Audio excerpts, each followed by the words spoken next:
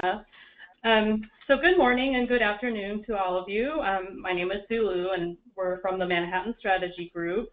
As Gina mentioned, I'm the project director for the Supporting Student Success Project.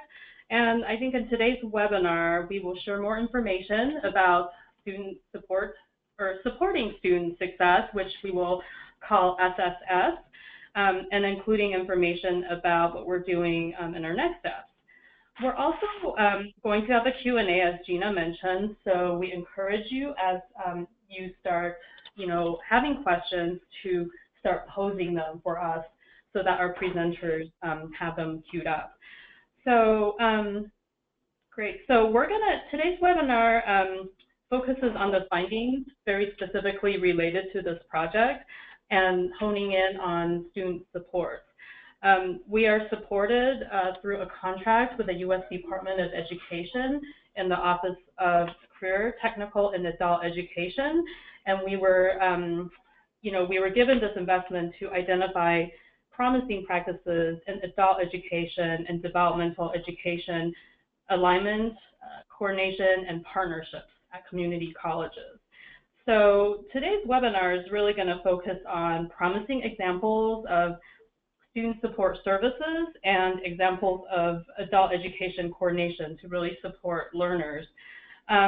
We're also going to feature some background on research, and that will be presented by Dr. Huri Kalakarian, who is with the Community College Research Center at Columbia University. So she will share some evidence base that we use as a framework. And then we will also have our colleagues from Amarillo College, both Edith Carter and Michelle Lemons, who will share their approach and their program at Amarillo. So next, please. And just really quickly to give you our roadmap for today, I will share a little bit about the project. We'll go into the research phase. We will talk about, Amarillo and what Amarillo is doing, and we will have some time for some dedicated question and answer. And we will also share with you our future efforts. Next, please. So really the project goal is to really support community college learners to be prepared for the workforce and to really identify the extent of coordination between adult education and dev ed programming. And SSS is a 2-year project that had 2 phases. So just to give you like in a very quick nutshell, the first phase, we essentially used Unlocking the Gate, which is our evidence base, which is a literature review of dev ed practices. We used this to develop program rubrics to help us identify 4 community colleges that were really promising. And then we, came up with a list of community colleges based on, the diversity of community colleges around the area and around the country. So we looked at different factors like geography, learner population, existence of statewide policy or other levers, and their history and ability to leverage existing initiatives, such as, Department of Labor's tax grants or accelerating opportunity as just 2 examples.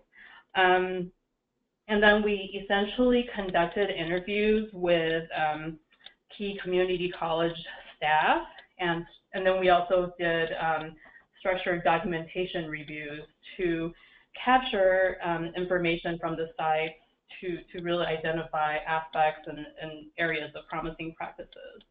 And kind of moving into the second phase, which is what we're in now, we had a convening of community college stakeholders and researchers to get feedback on the types of materials and to share some of the learnings that we identified. And we use that sort of in thinking through the materials and resources that we will be and are developing now. So, based on that, we are rolling out our material development. We're in the midst of developing several videos and several discussion guides, and we'll share that with you a little bit later. And then, you know, throughout the year, we've also been very engaged and had our practice, community of practices with our leading community colleges through links, as well as other webinars that you were probably familiar with. And so just to kind of launch into the promising practices that were featured as part of student success, there are 4 institutions that we identified that had promise in each of the 4 program areas. Contextualization, and we identified as LaGuardia Community College. Acceleration, who we identified as Gateway Community College in New Haven, Connecticut. Supplemental student support, which is Amarillo College in Amarillo, Texas, and hybrid practices, which is St. Louis Community College. And so before I sort of turn it over, I wanted to also thank our advisory group. They were very instrumental in guiding our work. Dr. Deborah Bragg, Michelle Van Noy, Kathy Hughes, and Melinda Park. So with all of that said, I'm going to turn it now over to Huri. Great. So thank you, everybody, for joining and to Sue for this opportunity. My name is Hudi Kalamkarian. I'm a postdoctoral research associate at the Community College Research Center. We're a research group that's based out of Teachers College at Columbia University. And we study a whole host of issues that are relevant to community colleges, as well as broad access four-year institutions. And that includes things like high school transition to college, financial aid, transfer, guided pathways. And my work primarily focuses on developmental education and student support services. So today, our topic, as Sue said, is student success. And I want to start off just with some very high-level overview of the challenge that we all face in getting students to succeed and progress towards completion of their degrees, much of which I'm sure many of you are already familiar with. So we know from research that college completion rates continue to be low, particularly at community colleges, which enroll more than 1/3 of all undergraduate students. So at community colleges, only approximately 30% of students complete a degree or credential within 6 years of their initial enrollment. Now, part of the story with this low completion rate, according to research, is that students are entering college academically underprepared. So the National Center for Educational Statistics data indicate that only 26.8% of high school seniors enter college having completed academic coursework that would constitute a high level of preparation. And by that I mean they've taken 4 years of English, 3 years of math, 3 years of science, 3 years of social studies, and 2 years of a foreign language. And this proportion is similar to what other studies have found. It really ranges in that low 30% range in terms of students leaving high school at least minimally prepared for post-secondary education. As we all know, incoming college students also confront many other challenges, such as work and family obligations and simply adjusting to a new environment. This is particularly pressing for students who are among the high proportion who are academically underprepared because they have got these non-academic issues and they're also trying to simultaneously acquire the college level academic skills they need in order to be successful. So studies have found that these challenges together end up hampering academic success, financial and social adjustments to college, and really just leading students to have self-esteem issues, get frustrated, and end up dropping out of college. Now, I will note that much of the research to date has focused on traditional students, but older and other non-traditional underprepared students really face similar challenges that are often even augmented, as you can imagine, because of added financial concerns that come with family and employment responsibilities. So that's a high-level overview of our challenge and kind of gives us some context to understand then what are the success strategies that colleges are trying to engage in. So one of the common strategies that colleges are considering are augmenting their student supports. And we've seen that over the last decade or so. Now, what are student supports? They include a wide range of services that are intended to help students persist and advance in college. So they include things like tutoring, supplemental instruction, advising and counseling, and can be even more specific to things like workshops hosted at the institution at learning centers, for example. The research based on student support suggests that there are a whole host of promising practices that we can continue to study and implement to help us improve academic achievement. And one of the things that we're seeing is that support services that follow this comprehensive model are most promising. So what do I mean by a comprehensive model? This is an approach to support services that integrates academic and student affairs, essentially. In this model, academic instruction is aligned with support services and vice versa at an institutional and at an individual level. In other words, both divisions work together to make sure that the resources support services offer really reflect the specific skills that students need in order to be successful in their coursework. It really aligns with what they need in order to be successful. Now, we also know from research and practice that it's not enough just to offer these services and rely on students to opt in and find these services. One common saying that I often hear from practitioners when I'm in the field is students don't do optional, right? So proactive outreach to really engage students, ensure that they are aware and accessing these services is a necessary component of a reform effort that focuses on enhancing student supports. So let's dig into this just a bit more. Now, there are a number of integrated student support models to consider, and three of the common ones, if we can switch to the next slide, three of the common ones are intensive tutoring, intensive advising, and student success courses. Intensive tutoring includes things like supplemental instruction programs. So these are programs that utilize a trained tutor or an instructor to offer some additional course section or an additional instruction, perhaps in a tutoring session, specifically addressing the course material or assignments for a particular class.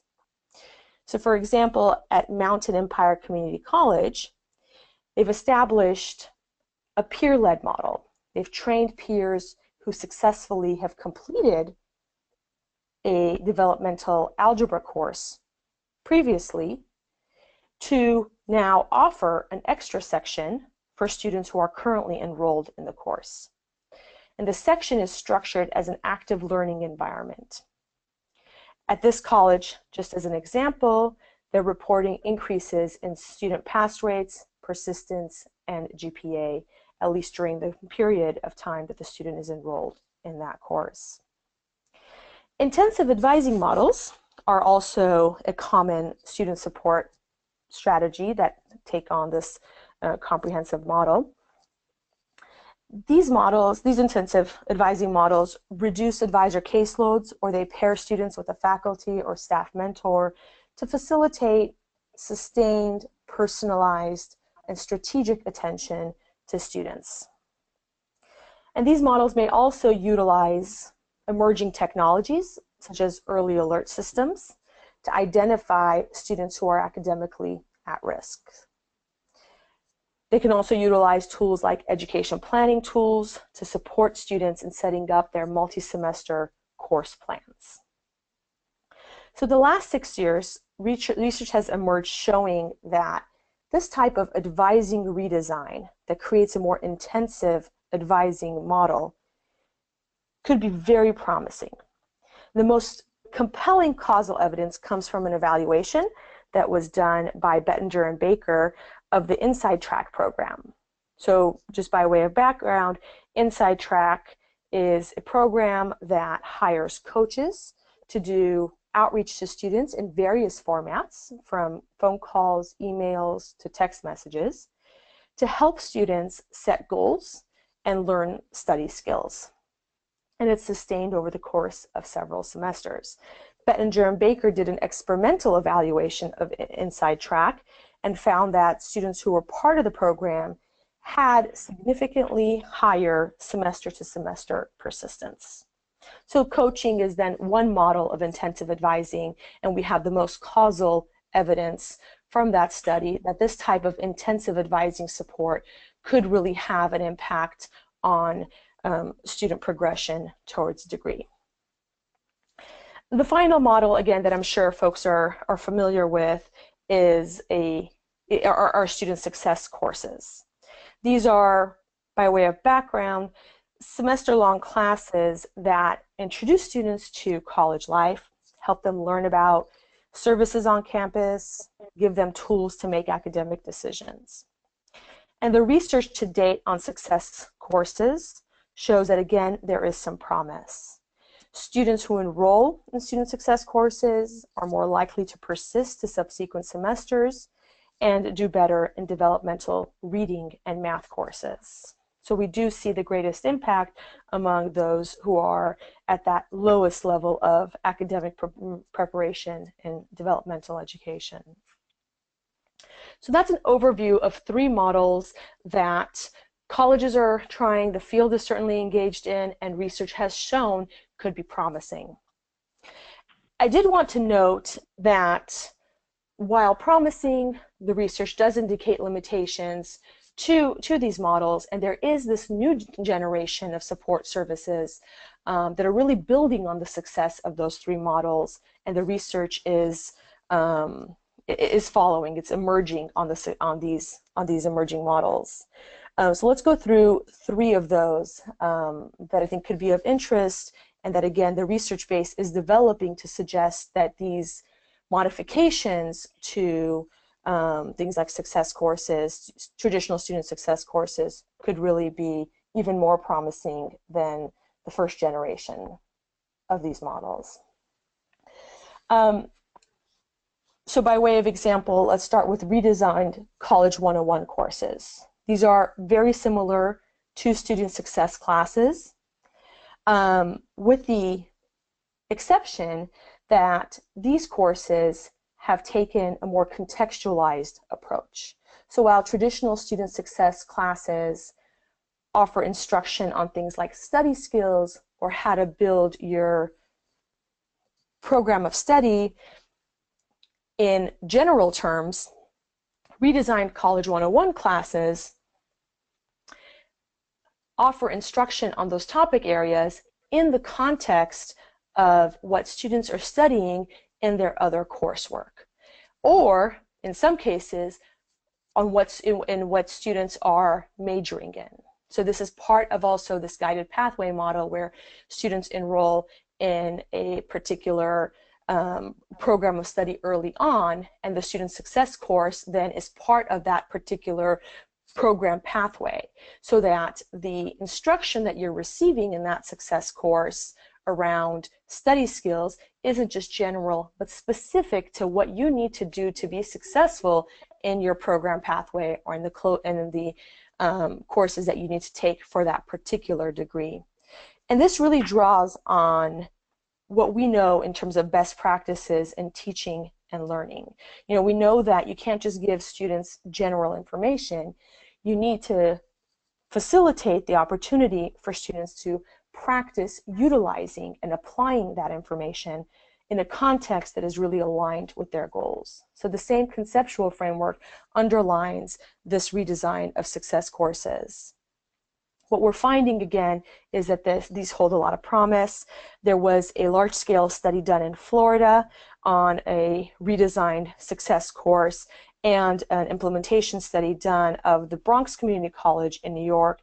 Both showed that this type of contextualized approach to student success courses had a longer lasting positive impact on students that really extended beyond performance in the semester in which the student is enrolled in the success course to multiple semesters after the student had left that particular class. Another emerging support model is offering wraparound non-academic supports to make college life easier. So we're referring to that here as, frankly, interventions that make college life feasible. These interventions include programs like Single Stop and the Working Families Support Network. So let's take Single Stop by way of an example. This program offers a one-stop shop where students can be connected to various existing financial and social resources and get things from food stamps all the way to financial aid. The research on Single Stop shows so far that students who participate in the program are 6 to 11% more likely to persist than comparable students. So again, very promising. That study was done by RAND and done in a quasi-experimental context, so it is a true impact analysis that really does suggest that offering this type of wraparound social services that are intended at getting at some of those non-academic issues that we discussed earlier could hold a lot of weight in terms of supporting students longer towards the completion of their degrees. And finally, I want to note that we are seeing the next iteration of enhanced advising.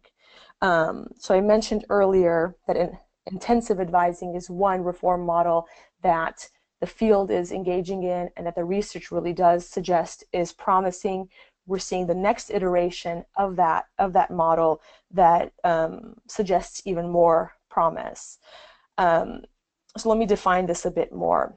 I mentioned early alert systems and education planning tools earlier. These are advising technologies that have really emerged in the last 10 years or so.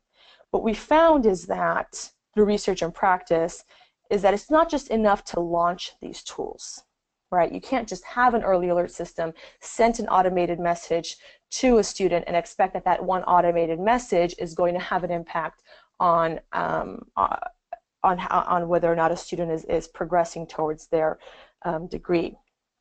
This next iteration of enhanced advising that really leverages these technologies redesigns how the advising processes that then support how that technology is implemented.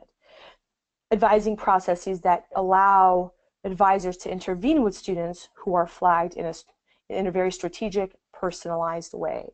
So let's take early alerts again by way of example. In this iteration of enhanced advising, leveraging technology, we're seeing colleges fundamentally redesign the way they advise students that really leverages the information that comes from these early alert tools to provide very proactive, personalized outreach to students who are flagged at risk. So this is emerging, it's evolving, and we're learning a lot along the way. There's currently a randomized controlled trial underway, which is basically an experimental design that CCRC is conducting in collaboration with MDRC to study this type of enhanced advising support that really leverages these advising tools. So that's an overview of these models and the research that supports them. And with that, I'll turn it back over to Sue. Great, thank you so much, Huri. So I wanted to, turn it over to Edie and Michelle, and just to preface their presentation about Amarillo College, just in that you will learn more about the vision at Amarillo College for supporting students, and this is really shown in how they're providing supportive services, as well as how they're connecting via their partnerships with adult education. So Edie and Michelle, it's all yours. Well, my name's Edie Carter, and I'll start by telling you a little bit about the history, and then Michelle will take over and tell you about our key program strengths, and at the end we'll be glad to answer any questions you may have. So if you're not familiar where Amarillo, Texas is, we're in the northern part of Texas in the top of the box. Amarillo College was founded in 1929. We are a public community college, and we are dedicated to providing educational, cultural, and community services and resources to enhance the quality of life for the very diverse population in this West Texas area. So that's one thing as we go across training other people and sharing our story, is that people sometimes think that we are unique, but we are not. The people here are hardworking. They love living here, but we have people living in poverty. We have many underprepared. We have lots of first time in college, and lots of refugees who are wanting to be part of the community and grow their skills and get some kind of education, degree, certificate. So what we have going here at Amarillo College is change. And all the different research components that were just discussed, it's amazing how they really mirrored what we're doing here. Through all the change, though, the greatest change has been in the people who work here, because it is not only changing the people in our community, but it too is changing our lives.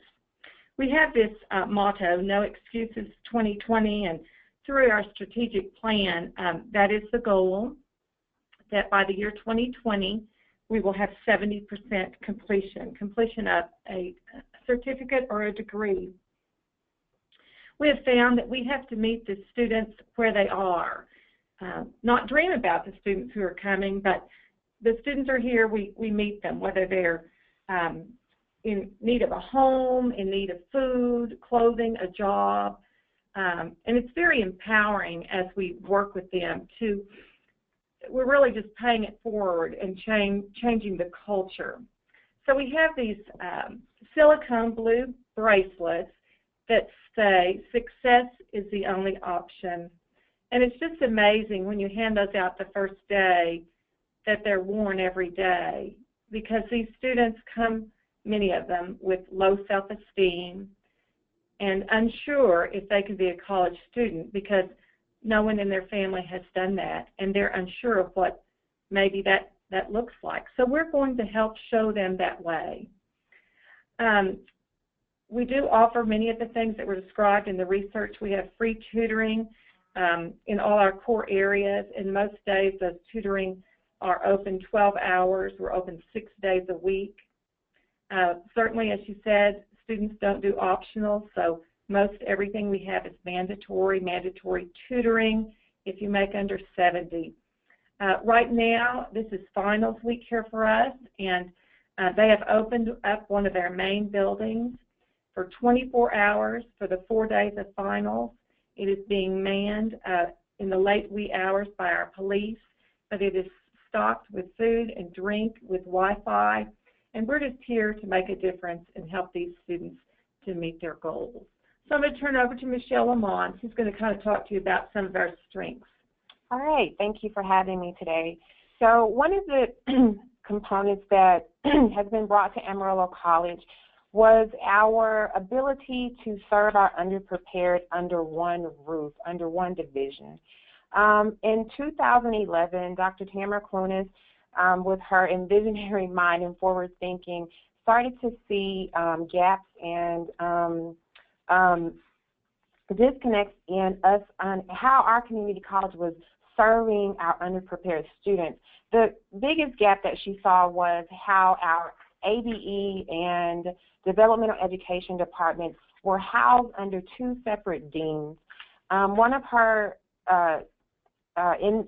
innovative thoughts was, wouldn't it make more sense if we had all of these departments under one academic dean, because we would at least be able to align our courses and align our coursework with each other to make sure that there are not any gaps or holes in our systems. So once this happened, we've been able to serve over 1,000 students through this innovation. One of the things that happened, many of the things that have happened has been our students come in, all students who come in now through the college come through our Dev Ed department. All of those are academically advised, through our DevEd department, especially all those who place into developmental education courses.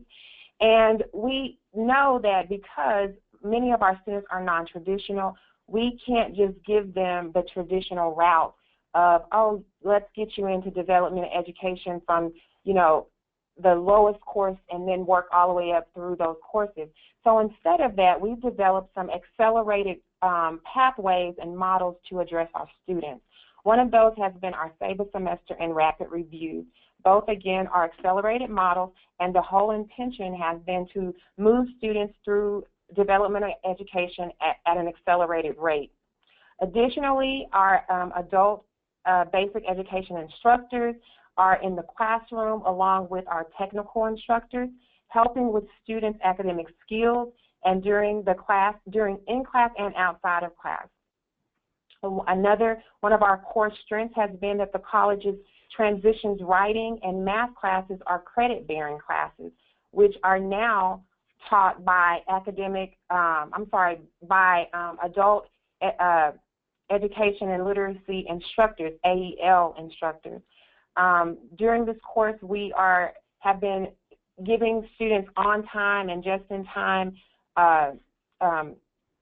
access to skills that will help them be better students, if that is time management, helping students learn how to take notes successfully and things of that nature. Then we have our no excuses funds that have been provided for transportation, emergency housing, and child care funds for students in immediate need of services. This has been probably one of Amarillo College's most prized possessions, and we're going to talk more about that during the next couple of slides. But again, Edie Carter spoke about our poverty initiative, and this is what majority of this is based on, is because our president, who is currently a poverty coach, has vowed to ensure that situational barriers, informational barriers are not going to be a stopgap for students being able to be successful here at Amarillo College. We just recently changed our model from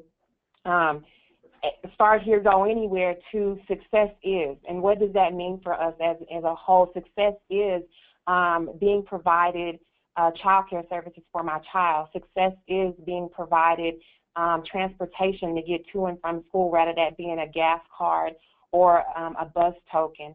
So we have now changed our whole complete model from start here, go anywhere to success is, and what that means for the traditional students in our community.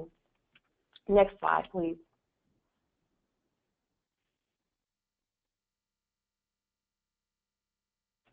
So some promising practices that we are currently doing are, again, is housing our on-site local ABE providers. That would be our GED classes are now here on the Amarillo College campus. We also provide free ESL literacy instruction to students. These partnerships also serve as a pipeline for enrollment into certificate and credit-bearing courses, which we are extremely proud of. I spoke a little bit about our visionary and active president, who again is a poverty coach, and his whole goal is to just be able to provide services to students that we know have traditionally been the reason why students stop coming to courses. We also provide holistic focus on students' needs and several community partnerships to support. And AC has used its models to create transformative relationships with our schools by helping them develop their programs. And so I wanted to add a few things to this slide. We have ongoing professional development the first Monday of every month, and we do that and partner with adult ed, dev ed, and then our transfer level. And it has really been a growing thing where we've been able to align our curriculum. We've been able to get to know these other professionals, and it's made our program stronger. I want to talk to you about our president and the culture here that we have at Amarillo College. It is truly a culture of caring. And if you've ever been to Disney World or any of those places where you go and everyone is joyful and eager to help, that truly is what you find here. if you're confused and looking on a map and don't know where to go, or if, you know, we've got our name badges on, and it truly, people are walking others there. It truly is just a welcoming institution. We do have mentors, and we are just modeling. We are serving our community and building a bright future for these young people. Okay, we'll go to the next slide. I just have one question for y'all before you get started. We have a question from the audience, and I think it's relative to this slide. What entities are your community partnerships? Can you guys elaborate a little bit more on who participates? So this has been a very interesting thing. We have 4 ISDs in Amarillo per se, and then we have some in the area, just the regional area. And one of the things that started some years ago was the Amarillo Area Foundation, which oversees numerous scholarships and outreaches. They began a program known as ACE. And first it was just 2 of our area high schools, and now it's gone to 3. And I think the 4th is ongoing. But anyone who is in poverty, who completes those high schools with a good academic record and a good behavioral record, can come to AC, and then in the next 2 years go on to our transfer institution, West Texas A&M, which is 30 miles down the road, and their whole college, the tuition and fees will be paid for through the ACE program. So that really provides college to many students who would otherwise not come. We have partnerships in our community who are mentors. We have students who want to perhaps be a doctor or an engineer or a lawyer, and we have people out in our community that are their mentor, that allow them to shadow them in the workforce. We have partnerships that help us with our food bank. We do have a food bank that we'll talk about in a few slides, and they provide us both financial support and products to distribute. Can you think of others just right off the top of your head? We also currently have our partnerships with our other community colleges, which is they're about, I would say, about an hour drive in each direction from Amarillo. Clarendon Community College, in addition to Frank Phillips Community College. We provide currently ESL and GED classes out there at those sites as well currently. Of course, we're partnering with our ISDs more and more, trying to make it a seamless transition for these students, just to get them ready for our state standardized testing that gets you into college, and we're growing our partnerships regularly. That answer your question? Yes, that's great. Thanks, ladies. Okay, so we'll move on to just some of the interventions that are here. So I know that as time has passed, you know, the community college has grown into the services it provides. So here is a picture on the screen. It's known as the ARC, like Noah's Ark, the ARC, the Advocacy and Resource Center. And when you go inside those doors, there is amazing help.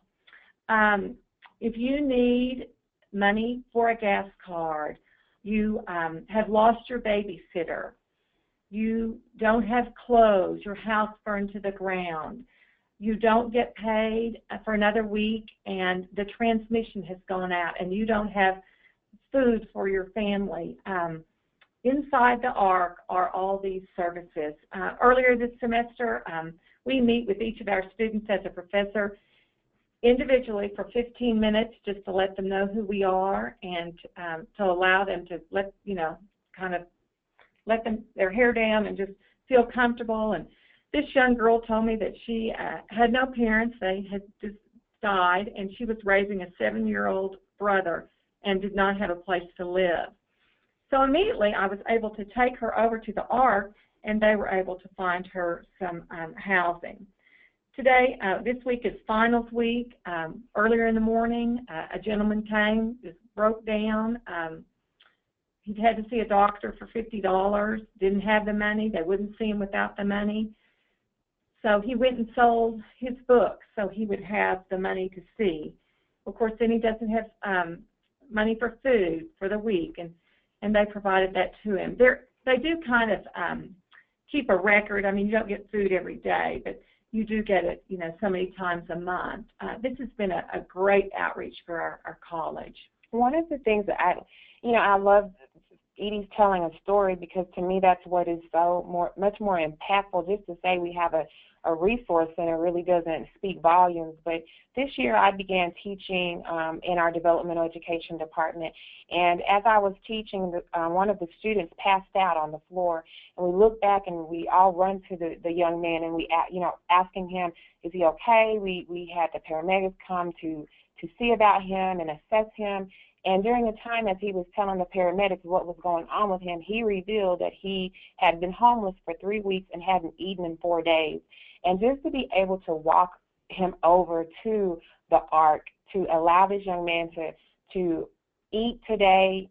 Actually, it wasn't just today. They allowed them to get a bag full of food, as much as you'd like. They give you, options of sometimes you can only have 2 of this, and they have some limits on certain things you can get. However, they do allow you to fill your whole bag up to the top of so that could probably, I'm sure, get you through. And I believe you have 2 or 3 opportunities to use the services once a month.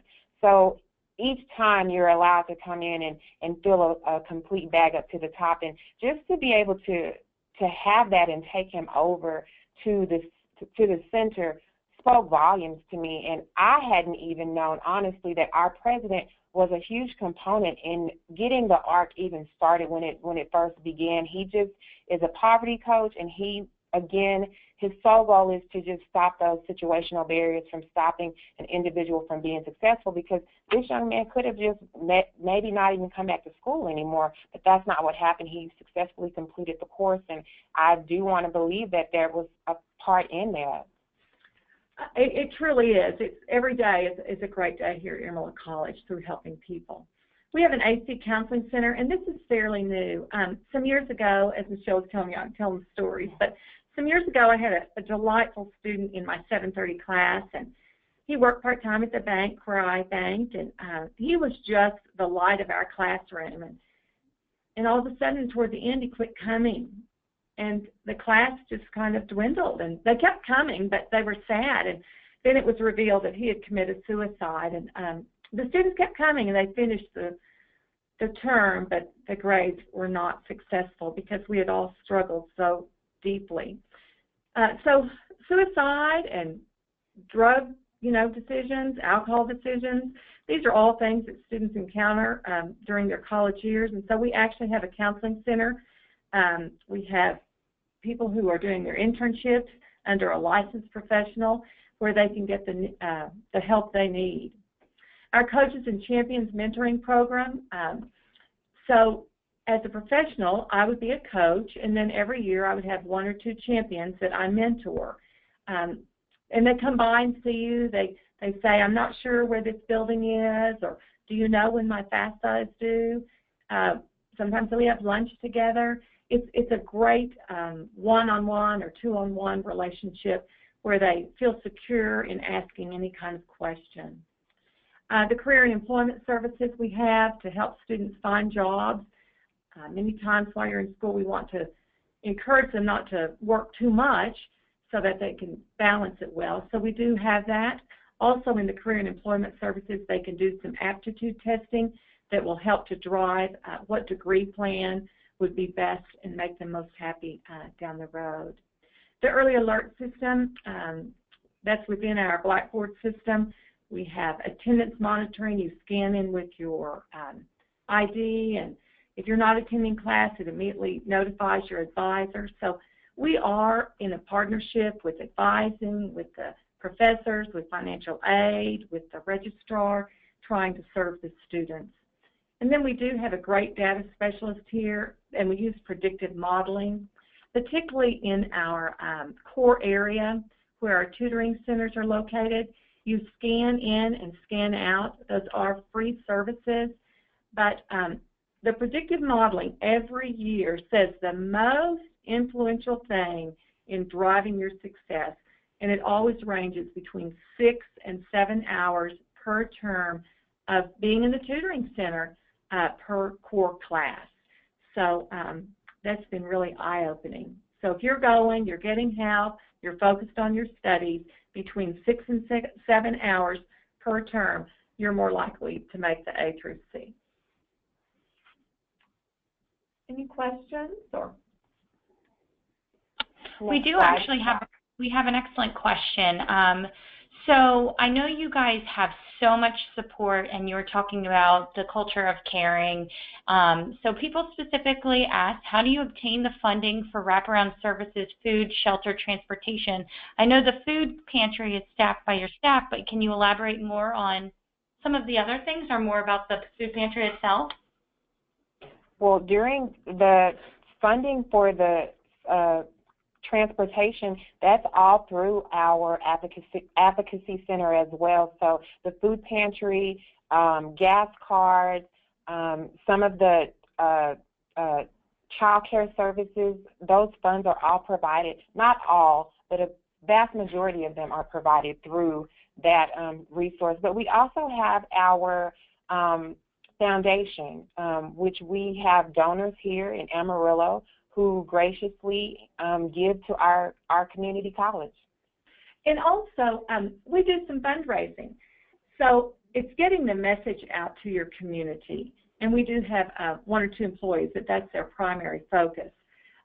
Recently, we had Miles for Meals. You know, we're promoting good health amongst our employees. So it was a small fee to join up for the Miles for Meals. For about a month, we logged our miles, and all that money went to the food pantry to stock what we were short on. At Thanksgiving and Christmas time, the employees bring food, and we do food bags so that these families can enjoy a nice holiday together. So not only do the employees help, but our community through education. You really have to educate your community that AC is changing, our community is changing, and the needs of students have changed over the years. Okay, so here's more resources. And I know it just seems that we have list upon list, and we do. We do because, again, we're meeting the students where they are. And these are the needs of today's students. Again, Michelle spoke about the foundation. So some people give to scholarships. Some people give to unrestricted funds. We have legal clinics. We have the counseling center, little badges for child care, financial aid, mentoring. Some of these are duplicated from previous slides. Career and employment, and then the money management center. You know, many students, they may have a job and maybe they cash that check every week, but we're finding that they don't always know how to manage money. They think for today, do we need that most expensive car? Or could we ride our bike? Could we use the bus system? Could we carpool? So we do have a money management center that's staffed by professionals to kind of help you come up with a budget and plan for the necessities that we have. Michelle, anything else? No, I think that you cleared it all up. It's real. Well, we do want to talk about, this has in reference to the ARC. So the fall 2016, these were the numbers, 486 students, but 740 were, and so those 486 students, some came more than once. So 740 came and received services with a duplicated head count.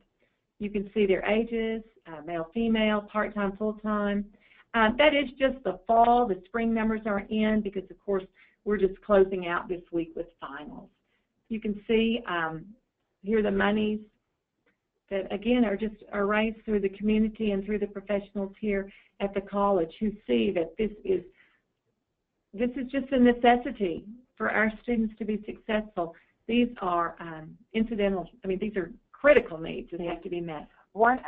This year, actually, now I'm reminded that we had a really nice, friendly competition between our admin and our faculty members, and it was to see who could raise the most money or bring gift cards or merchandise that the advocacy center would be able to utilize towards our students.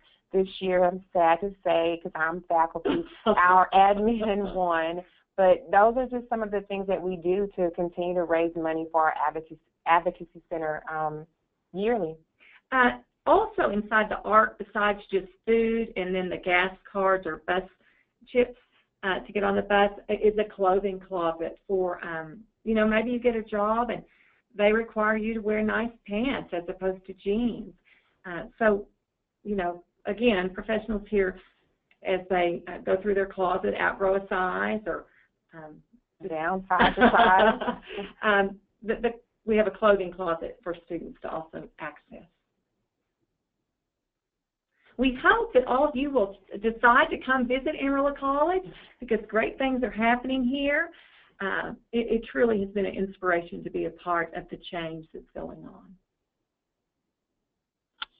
Well, thank you, guys. That was absolutely wonderful. And I know that they definitely extend the please visit Amarillo, and they definitely didn't toot their president and their dean, Tamara Clunas' horns loud enough. They are really fabulous and definitely truly believe in sharing their lessons learned. So if we do have any more questions, please, please, please put them in the question box. Sue and I are going to quickly just go over future efforts, and then we'll come back to the questions just to make sure that we have time to get to it. Great. So just to share with you what's next on the horizon, we are in the process of developing 3 videos with accompanying discussion guides, and this is really meant for the practitioner, administrator, and college leadership, but also at the various levels I mentioned. That is coming later on this spring, and you know, I will go over a little bit of detail on each one.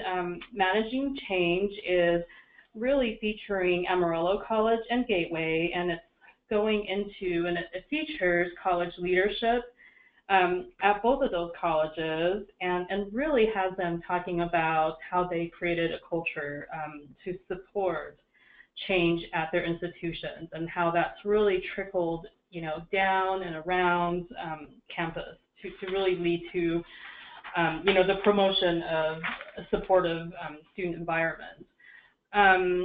The second one is integrating adult education and developmental education, and this one features St. Louis Community College and really looks at their efforts and an approach to blending adult education and developmental education, and how they've used this approach to really drive at learner success there. And the last one is focused on professional development through supporting students. And this one is also featuring Amarillo College.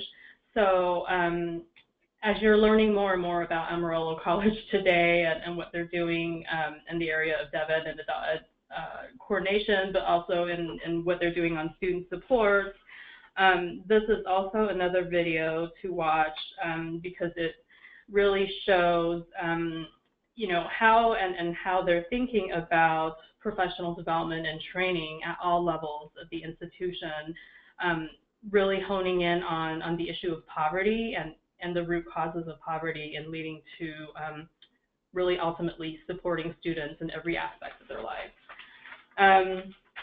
So just, do we have any other questions we want to throw out before we get into the closing, Gina? Sure.